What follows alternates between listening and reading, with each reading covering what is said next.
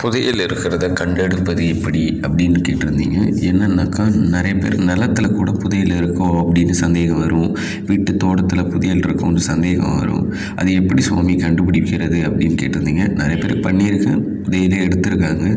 இதில் என்ன ஒரு முறைன்னு பார்த்தீங்கன்னாக்கா, இந்த ஒரு மந்திரத்தை ஞாபகம் வச்சுங்க. என்னன்னு பார்த்தீங்கன்னாக்கா, ஹரி ஓம் நமோ பகவதே காளி பத்ரகாளி ராரா வாவா அட்ட பேதம் குரு குப்பட் சிவாய நம.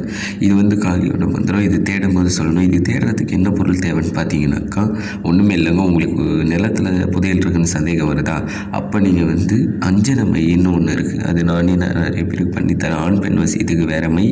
அஞ்சன மையின்னு புதையல் எடுக்கிறதுக்காக ஒரு மை. அது காட்டி கொடுத்துரும். உங்களுக்கு புதையல் இருந்ததுன்னா எந்த இடத்துல இருக்குன்னு 100% இல்லைங்க, 200% காட்டி கொடுத்துரும்.